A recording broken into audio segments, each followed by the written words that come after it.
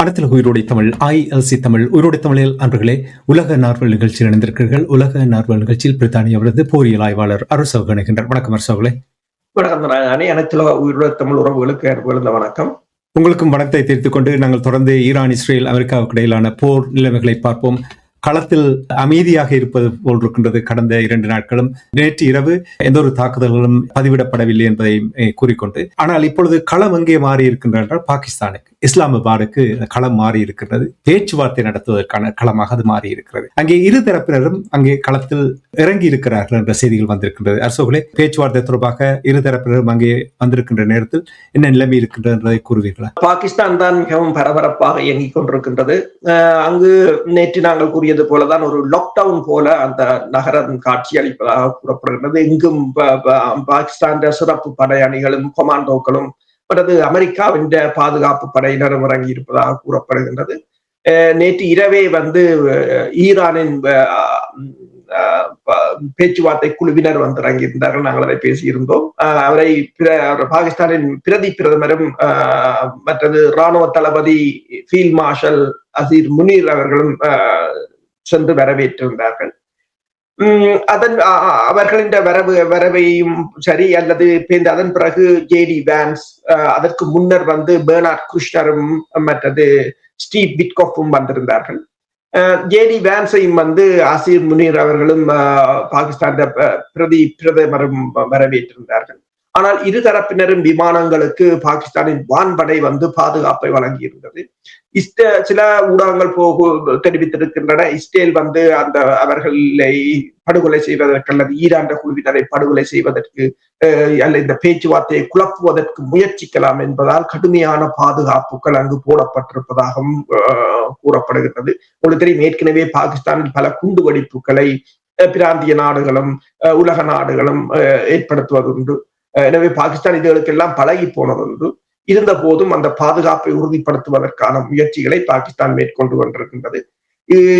சனிக்கிழமை 2 தரப்பினரும் நேரிடையற்ற முறையில் பாகிஸ்தானுடன் பேசுவார்கள் என்றும் தமது கோரிக்கைகளை தொடர்ந்து முன்வைப்பார்கள் என்று சொல்லியும், அதன் பிறகு இந்த பேச்சுவார்த்தையை ஞாயிற்றுக்கிழமை வரையிலும் நீடித்திருப்பதாக அல் ஜசீரா ஊடகம் தெரிவித்திருக்கின்றது. ஞாயிற்றுக்கிழமை இருதரப்பும் இணைந்து பேசலாம் என்று தெரிவிக்கப்படுகின்றது. ஈரான் தனது 10 அம்ச கோரிக்கையின் அடிப்படையில் வைத்துக் கொண்டுதான் பேசுவதற்கு முற்பட்டு நிற்கின்றது. ஈரான் அதற்கு அப்பால் போவதற்கு ஈரான் விரும்பவில்லை. அதே சமயம் லெபனான் போர் நிறுத்தம் முக்கியமானது என்பதை ஈரான் மீண்டும் மீண்டும் வலியுறுத்தி கொண்டிருக்கின்றது. இந்த பேச்சுவார்த்தை தொடங்குவதற்கு முன்னர் இருதரப்பையும் பாகிஸ்தான் பிரதமர் ஷபாஸ் ஷெரீப் சந்தித்து பேசியுள்ளதாகவும் கூறப்படுகின்றது. அங்கங்கே லெபனானில் சில தாக்குதல்களை இஸ்ரேல் மேற்கொண்டு இருக்கின்றது. 3 பேர் 4 பேர் என்று பொதுமக்கள் உயிரிழந்திருக்கிறார்கள். அதே சமயம் ஹிஸ்புல்லாக்களும் இஸ்ரேல் மீதான தாக்குதல்களை நடத்தி இருக்கின்றது. பதிலுக்கு ஈரானை பொறுத்தவரையில் ஈரான் உங்களுக்கு தெரியும், கடந்த செவ்வாய்க்கிழமை இஸ்ரேல் மிகப்பெரிய ஒரு தாக்குதலை, புதன்கிழமை மிகப்பெரிய ஒரு தாக்குதலை லெபனானில் மேற்கொண்டிருந்தது. கிட்டத்தட்ட 300 பேருக்கு மேற்கொள்ளப்பட்டிருந்தார்கள். 1200 பேர் காயமடைந்திருந்தார்கள். அதற்கு பதிலடியாக அன்று இரவு ஈரான் ஏவுகணைகளை ஏவ இருந்ததாகவும், ஆனால் பாகிஸ்தான் நேரடியாக தலையிட்டு பாகிஸ்தான் பிரதமர் கூட பேசி தாங்கள் அதை பார்ப்போம், நீங்கள் இந்த தடவை இதை நிறுத்துமாறு கேட்டதாகவும் இப்போது ஊடகங்கள் தகவல்களை வெளியிட்டிருக்கின்றன. பாகிஸ்தான் தான் ஈரானை தடுத்ததாகவும். ஆனால் இன்னொரு தடவைகள் இவ்வாறு இடம்பெற்றால் ஈரான் பாகிஸ்தானின் சொல்லை கேட்காது என்ற தொனியிலும் கலைக்கப்படுகிறது. அதே சமயம் அமெரிக்கா இப்போது தன்னால் இயன்ற அளவில் இஸ்ரேலை கட்டுப்படுத்துவதற்கான ஒரு ஏது நிலைகள் காணப்படுவதாகவும் கூறப்படுகின்றது. Indirect tax and direct tax என்று சொல்லும் பொழுது 2 கோர்ஸ் மீல் மாதிரி எனக்கு பட்டது உடனடியாக. ஏன் இப்படி ஒரு அணுகுமுறைக்கு என்ன காரணம் என்று சொன்னால், இதை நீங்கள் முதலும் பார்க்கலாம். இந்த ரஷ்யாவின் உக்ரைன் பேச்சுவார்த்தைகளின் போது கூட ஒரு இன்டைரக்ட் டாக், அதாவது 2 தரப்பும் நேரடியாக கலைக்கவில்லை. 2 தரப்பும் அந்த மீடியேட்டர்ஸ் என்று சொல்லி நடுநிலைமையாளர்கள் அல்லது அனுசரணையாளர்களுடன் பேசியிருந்தார்கள். அவ்வாறான நான் நினைக்கிறேன் இந்த 2 தரப்பும் அமெரிக்காவின் 15 அம்ச கோரிக்கை, ஈரான் 10 அம்ச கோரிக்கை. அமெரிக்காண்ட கோரிக்கை ஈரான் முற்றாக நிராகரித்து விட்டது. ஆனால் ஈரான் கோரிக்கையை அமெரிக்கா ஏற்றுக்கொண்டிருக்கிறது. அதுதான் இங்குள்ள பிரச்சனை. இப்போது அமெரிக்காவுக்கு வேறு வழி இல்லை என்று கூறுகிறார்கள்.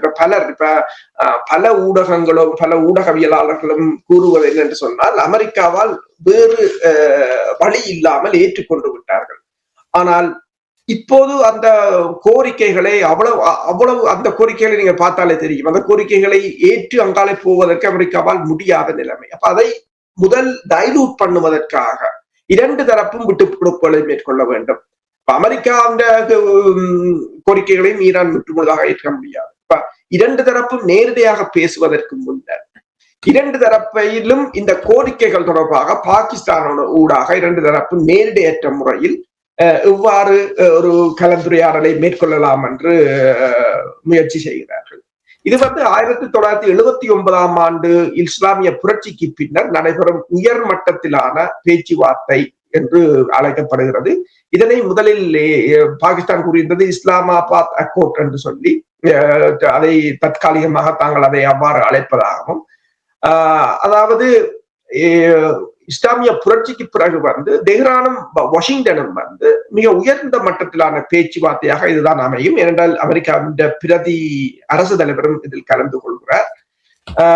அதாவது நீங்கள் பார்த்தீங்கன்னு சொன்னால், அந்த முன்னர் அதுக்கு முதல் 2015 ஆண்டு ஏற்பட்ட அணுசக்தி ஒப்பந்தத்தை 2018 ஆண்டு ட்ரம்ப் அதை நிறுத்தி இருந்தார்.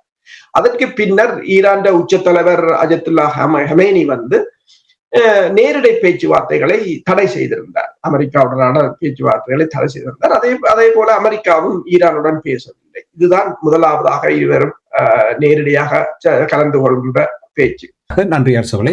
இனி கடந்த 2 நாட்களாக நீங்கள் பார்த்தீர்கள், இந்த போர் நிறுத்தம் பேச்சுவார்த்தை தான் அதிகமாக பயன்படுத்தப்பட்ட சொற்பதமாக நான் பார்க்கிறேன். உங்களுக்கு தெரியும், ரஷ்யா யுக்ரைனுக்கு இடையிலான போர், ஈரான் அமெரிக்கா இஸ்ரேலுக்கு இடையிலான போர், இனி லெபனான் இஸ்ரேலுக்கு இடையிலான போர், இந்த போர்கள் எல்லாம் போர் நிறுத்தம் தொடர்பாகத்தான் பேச.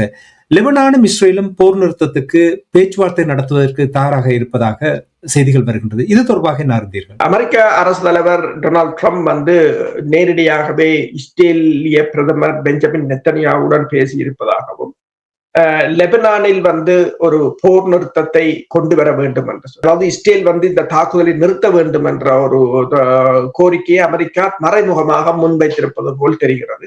அதற்கு வலிச்சேர்ப்பது போல லெபனான் அரசு அமெரிக்கா அரசின் ஆதரவுடன் இப்போது இஸ்ரேலுடன் ஒரு போர் நிறுத்தத்தை, ஒரு பேச்சுவார்த்தைக்கான அழைப்பை விடுத்திருப்பதாக கூறப்படுகின்றது. ஆனால் லெபனான் அரசின் இந்த நடவடிக்கையை பல நாடுகளும், பிரான்ஸாக இருக்கலாம், ஸ்பெயினாக இருக்கலாம், ஆஸ்திரேலியாவாக இருக்கலாம், எல்லா உலக நாடுகளும் இப்போது இஸ்ரேல் மீது மிக கடுமையான அழுத்தத்தை மேற்கொண்டிருக்கிறார்கள். இப்ப லெபனான் அரசு இந்த நடவடிக்கை லெபனான் அரசு நேரடியாகவே கேட்டிருக்கிறது இஸ்ரேலுக்கு லெபனானுக்கும் இடையிலான ஒரு பேச்சுவார்த்தையை ஆரம்பிப்பதற்கான. ஆனால் ஈரான் அழுத்தமும் இருக்கின்றது என்று சொன்னால், லெபனான் போர் தொடரும் பட்சத்தில் இந்த பேச்சுவார்த்தையிலிருந்து தாங்கள் வெளியேறப் போவதாக ஈரான் தொடர்ச்சியாக மிரட்டி கொண்டிருக்கின்றது. இந்த பேச்சுவார்த்தையிலிருந்து வெளியேறுவது யாருக்கு கூட நன்மை என்று சொன்னால், இப்ப அவதானிகளின் கருத்தின் அடிப்படையில் ஈரானுக்குத்தான் கூட நன்மை. என்றால் ஈரான் இந்த போரை இன்னும் ஒரு 6 மாதத்துக்கு இழுப்பதற்கு தான் முற்பட்டிருந்தது. 6 மாதம் என்றால் உலகத்தின் பொருளாதாரம் கம்ப்ளீட்லி கொலாப்ஸ், அதுக்கு பிறகு ஒன்றும் செய்ய முடியாத ஒரு நிலை. ஆனால் அது இடையில் நிறுத்தப்பட்டது அமெரிக்காவுக்கான ஒரு நன்மை என்றுதான் கூறுகிறார்கள். எனவேதான் அமெரிக்கா ஈரான் 10 அம்ச கோரிக்கையை உடனடியாக ஏற்றுக்கொண்டிருந்தது. முதலில் இந்த போரில் இருந்து தான் வெளியேற வேண்டும் என்பதை ட்ரம்பின் திட்டமாக இருந்திருக்கிறது. எனவே அவ்வாறு அமெரிக்கா இந்த போரில் இருந்து உடனடியாக வெளியேற விரும்பி இருக்குமாக இருந்தால், இந்த லெபனான் மீதான தாக்குதலை அமெரிக்கா நிறுத்தும். நிச்சயமாக அமெரிக்காவால் அது முடியும். ஏனென்று சொன்னால் 2025 ஆண்டு இடம்பெற்ற போரின் போது கூட உடனடியாகவே இஸ்ரேலின் போரை அமெரிக்கா நிறுத்தி இருந்தது. இஸ்ரேலின் தாக்குதல்களை அமெரிக்காவால் முடியும். எனவேதான் லெபனான் இப்போது அமெரிக்காவையும் தனக்கு துணையாக அழைத்திருக்கின்றது இந்த பேச்சுவார்த்தையை ஆரம்பிப்பது. நீங்கள் இப்ப பேச்சுவார்த்தை என்று கூறும் பொழுது உங்களுக்கு தெரியும், அந்த பிராந்தியத்தில் நிறைய குழப்பம் இருக்கிறது. எந்த நாட்டை எடுத்திருக்கின்றாலும் மத்திய கிழக்கு நாடுகளில், எல்லா நாடுகளிலும் பெரிய ஒரு குழப்பம் இருக்கிறது. இந்த போர் பேச்சுவார்த்தைகள் முடிந்து போர் முடிவுக்கு வந்த பின்பு ஈரான் எவ்வாறு பார்க்கப்படும் அந்த பிராந்தியத்தில் என்று ஊடகவியலாளர்கள் தொடர்பாக அலசி ஆராய தொடங்கிவிட்டார்கள். நான் நினைக்கிறேன் இஸ்ரேல் இருக்கின்ற ஒரு ஊடகம் கூட இது தொடர்பாக தங்களுடைய கருத்துக்களை வெளிப்படுத்தியிருக்கிறார்கள். நீங்கள் எவ்வாறு இதை பார்க்கிறீர்கள்? நீங்கள் என்ன அவதானிக்கிறீர்கள் என்பதை கூற. இந்த போர் நிறுத்தம் வந்து இஸ்ரேலுக்கு மிகப்பெரிய தோல்வி என்பதை இஸ்ரேலிய ஊடகங்களும் இஸ்ரேலிய அரசியல்வாதிகளும் தொடர்ச்சியாக தெரிவித்துக் கொண்டிருக்கிறார்கள். அதனை மறைப்பதற்காகத்தான் இஸ்ரேல் வந்து தாங்கள் லெபனான் மீது தாக்குதலை, லெபனானை ஆக்கிரமிப்பது போன்றவற்றை செய்து கொண்டிருப்பதாக கூறுகிறார்கள். இஸ்ரேலில் இருந்து வருகின்ற ஹரட்ஸ் என்ற ஊடகம் வந்து கூறியிருக்கின்றது, அதாவது இந்த பிராந்தியத்தில் வளைகுடா பிராந்தியத்தில் ஒரு டொமினன்ட் பவராக வந்து ஈரான் உருமாறி இருக்கிறது என்று இஸ்ரேல் ஊடகமே பாராட்டை தெரிவித்திருக்கின்றது ஈரான் தற்போதைய நிலை தொடர்பாக. அதே நேரம் இஸ்ரேல் புறக்கணிக்கப்பட்ட போர் நிறுத்தத்திற்காக நெத்தனியாகு உள்நாட்டில் கடுமையான எதிர்ப்பை சந்தித்து வருகிறார் எனவும், லெபனான் மீதான இஸ்ரேலின் திட்டமிட்ட தாக்குதல்கள் ஈரானை பதிலடி கொடுக்க தூண்டி போர் நிறுத்தத்தை முறிக்கும் அபாயத்தை ஏற்படுத்துகிறது என்றும் பல வர்ணனையாளர்கள், ஊடகங்கள் கருத்துக்களை தெரிவித்து வருகின்றன. அதே நேரம் நீங்க பாத்தீங்கன்னு சொன்னால் இஸ்ரேலின் புலம்பெயர் விவகாரங்களுக்கான அமைச்சர் வந்து அமிகை சிக்லி கூறியிருக்கின்றார் என்று சொன்னால், இந்த நேரத்தில் போர் நிறுத்தம் செய்தது ஒரு தவறு என்றும், இது போன்ற மோதல்களில் வந்து எதிரியை எங்கள் முன் முழங்காலிட வைக்க வேண்டும் என்றும் அவர் குறிப்பிட்டிருக்கிறார். அதே சமயம் இந்த போர் நிறுத்தம் நீடிப்பதற்கு 50% சாத்திய கூறுகளே இருப்பதாகவும், ஈரான் ஒரு பிராந்திய சக்தியாக தனது அந்தஸ்தை தக்க வைப்பதை நாங்கள் தடுக்க வேண்டும் என்றும் அவர் கூறியிருக்கின்றார். அதே சமயம் முன்னாள் துணை தலைமை தளபதி ஜாஜீர் கோலன் கூறியிருக்கின்றார், இந்த போர் நிறுத்தம் வந்து ஒரு இஸ்ரேலுக்கான ஒரு வியூக தோல்வி என்று கூறியிருக்கின்றார். அதே நேரத்தில் முன்னாள் நிதியமைச்சர் வந்து அவிக்டோர் லிபர்மேன் கூறியிருக்கிறார் என்று சொன்னால், இது ஈரானுக்கு மீண்டும் அணிதிரள்வதற்கான ஒரு வாய்ப்பை வழங்குகிறது என்று சொல்லியும், மிகவும் கடினமான சூழ்நிலைகளில் எதிர்காலத்தில் ஒரு மோதல் ஏற்படக்கூடும் என்றும் அவர்கள் கூறியிருக்கிறார்கள். அவர்களை பொறுத்தவரையில் இதை ஏதோ ஒரு வகையில் இந்த போரை தொடர வேண்டும், ஏனென்று சொன்னால், இல்லை என்று சொன்னால் ஈரான் அந்த பிராந்தியத்தை இப்போது ஈரான் தான் அப்பர் ஹேண்டில் இருக்கிறது. அதே நேரம் அமெரிக்காவின் தேசிய பயங்கரவாத எதிர்ப்பு மையத்தின் முன்னாள் இயக்குனர் ஜோ கென்ட் அவர் கூறியிருக்கின்றார் என்னென்றால், ஏப்ரல் 4 அன்று ட்ரம்பின் பேச்சுவார்த்தைகள் பலனளித்துள்ளன, ஆனால் ஈரானை தாக்கியதன் மூலம் இஸ்ரேல் இந்த போரை திணித்துள்ளது என்றுதான் அவர் கூறியிருக்கிறார். நீங்கள் முதலிடம் கூறியிருந்தீர்கள், அதாவது இஸ்ரேல் தான் இந்த போரை திணித்தது என்று. இஸ்ரேலுக்கு இந்த போர் தேவை, ஆனால் எங்களுக்கு அமைதி வேண்டும் என்று இப்போது அமெரிக்கர்கள் யோசிப்பதாக அவர் கூறியிருக்கிறார். அதே நேரம் பழமைவாத அரசியல் விமர்சகரான டக்கர் கார்ல்சன் கூறியிருக்கிறார் என்னன்னு சொன்னால், நெத்தனியாகு பெய்ரூட் மீது பயங்கரவாத தாக்குதலை தொடுத்து ட்ரம்பின் போர் நிறுத்தத்தை தகர்க்கிறார்.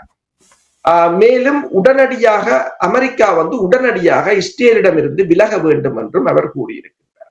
அப்ப ஒன்றுக்கொன்று முரணான, அதாவது இந்த கூட்டணிகளுக்குள்ளேயே மிகப்பெரிய ஒரு குழப்பம் நிகழ்கின்ற ஒரு சமயத்தில் மறுபலமாக ஈரான் தரப்பை பொறுத்தவரையில் அவர்கள் ஒரு பலமான நிலைக்கு வந்து கொண்டிருக்கிறார். பிராந்தியத்தில் ஆதிக்கம் செலுத்தக்கூடிய ஒரு பலமான ஒரு இனமாக ஈரான் மாறும் என்று இஸ்ரேலியர்களை கூறுகின்ற நேரத்தில் அரசுகளே, மாற்றம் ஒன்றுதான் மாறாது. இஸ்ரேலில் பெஞ்சமின் நெட்டன்யாகு இறக்கும் வரை அங்கே பதவியில் இருக்க போவதில்லை.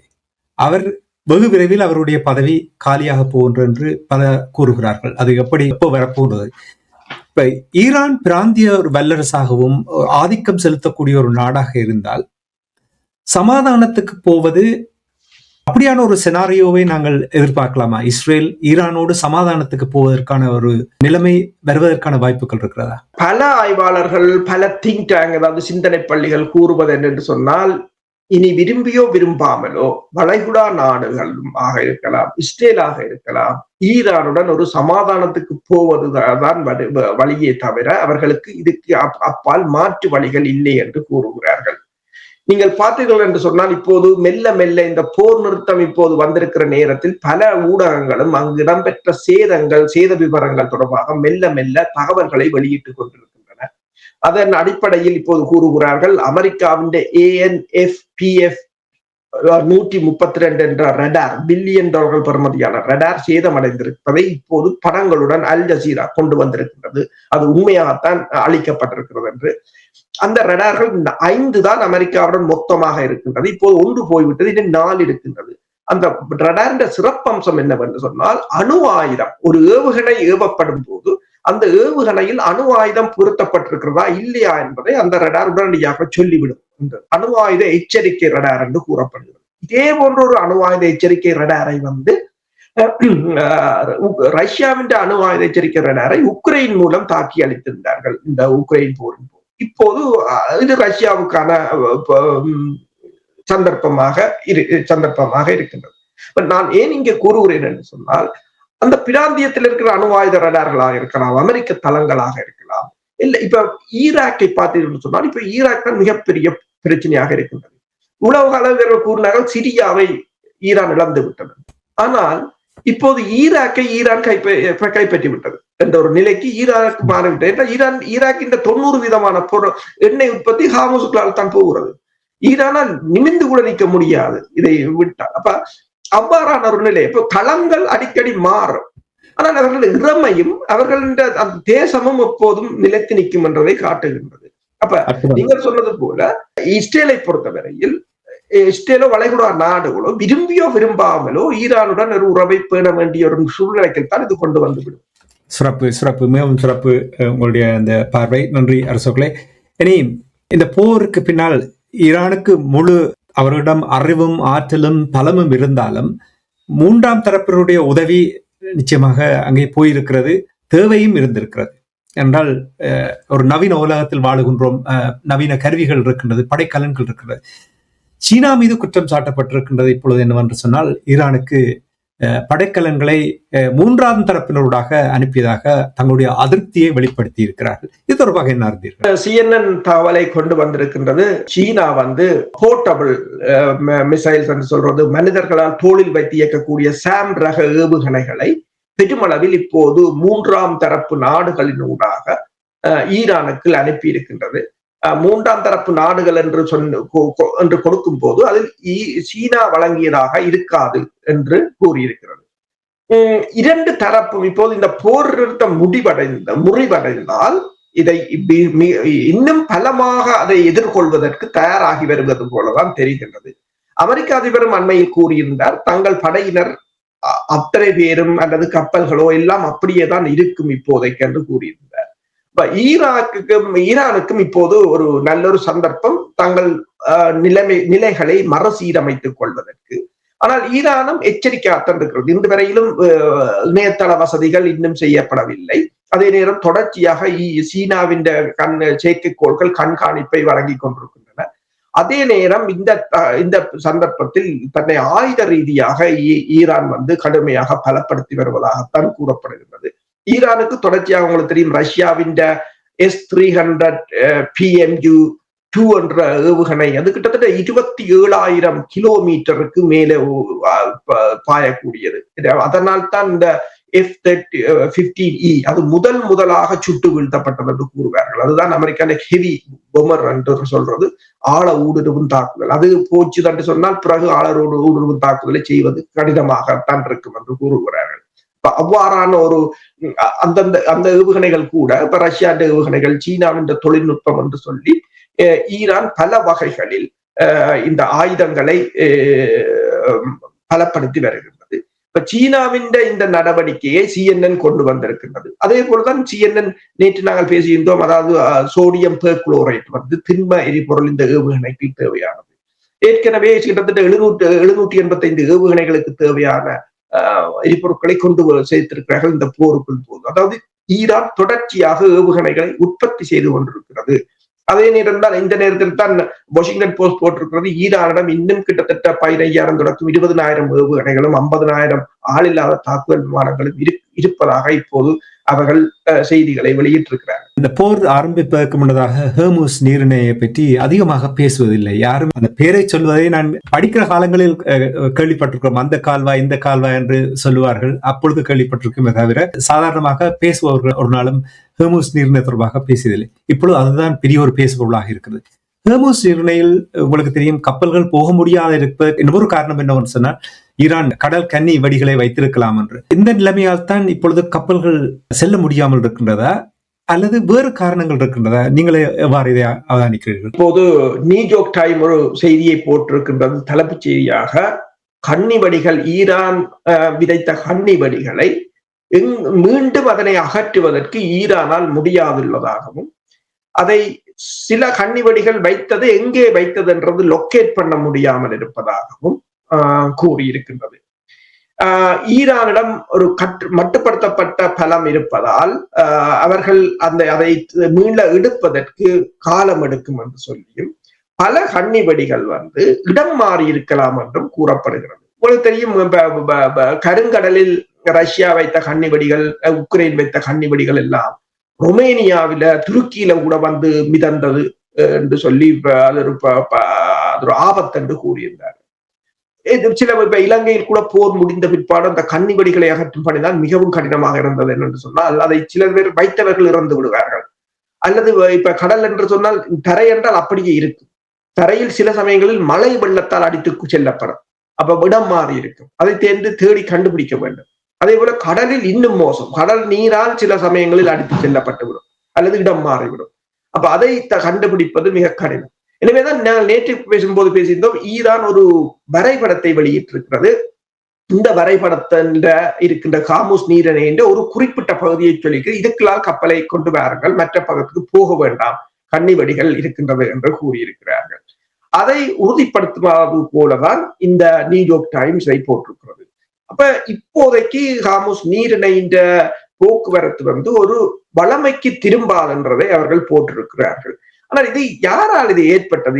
இந்த போருக்கு பிறகுதான் அதற்கு கன்னிவெடியை வைத்தது, இவ்வளவு அனர்த்தங்களையும் வந்தது. அந்த கன்னிவெடி சில சமயம் இந்து சமுத்திர பிராந்தியத்துக்கு கூட மிதந்து வரக்கூடிய சாத்தியங்கள் இருக்கின்றது.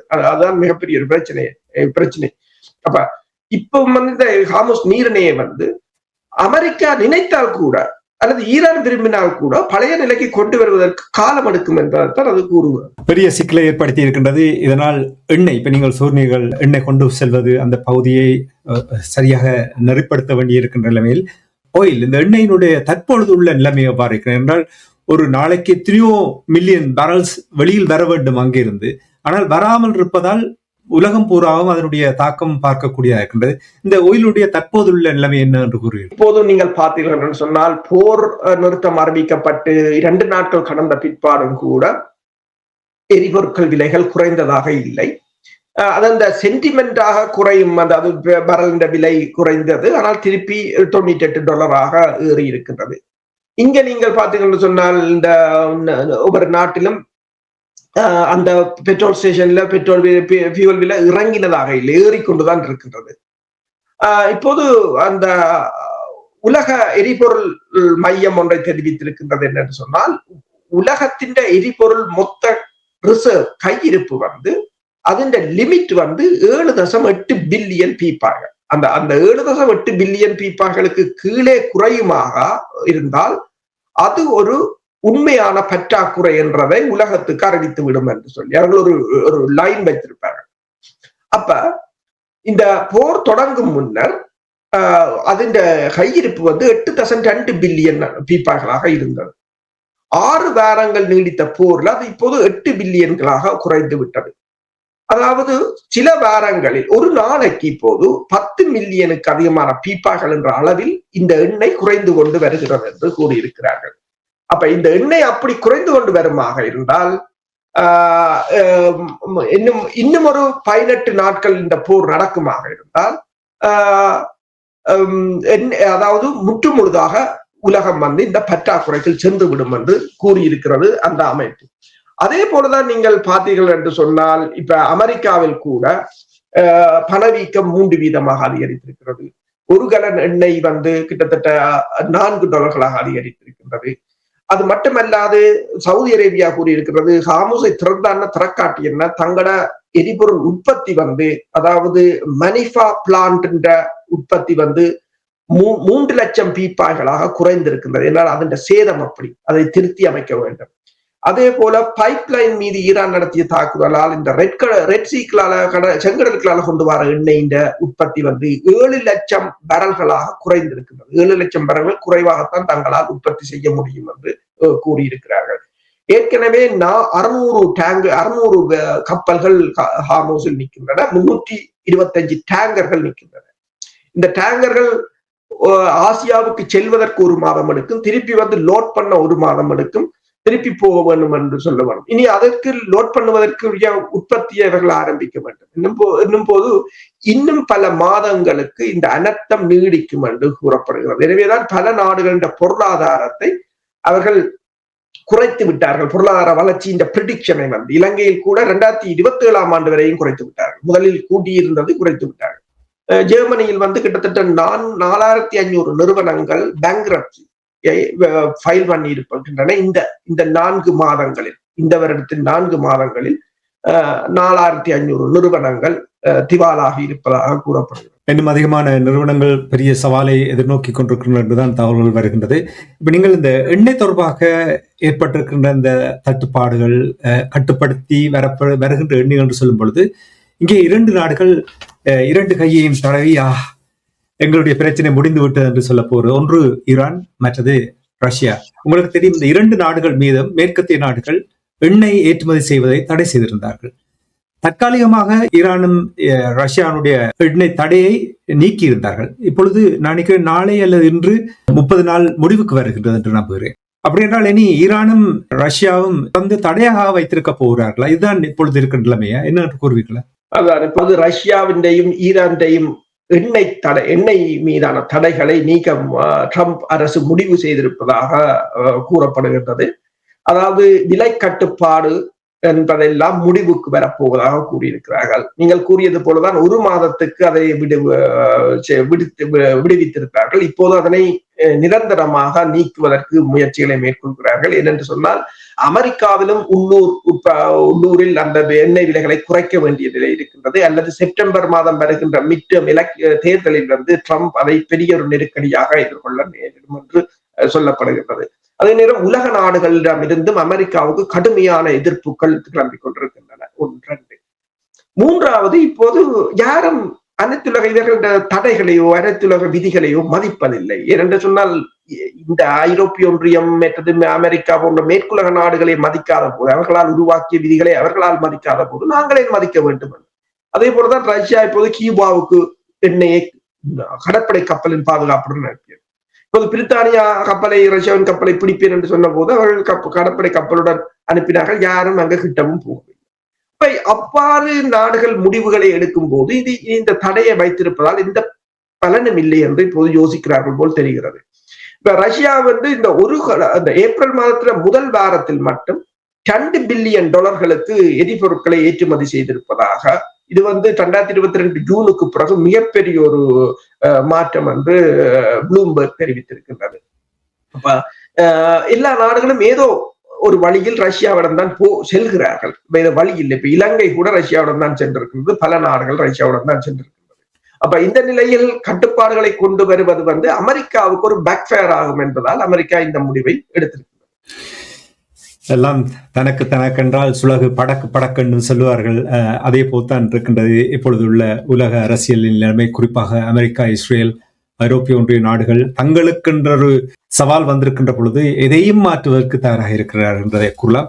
பொருளாதார நிலைமைகள் தொடர்பாக நாங்கள் கொஞ்சம் விரிவாக பார்க்க வேண்டும் என்றால் நிறைய தாக்கங்கள் உலக நாடுகளில் ஏற்பட்டிருக்கின்றது.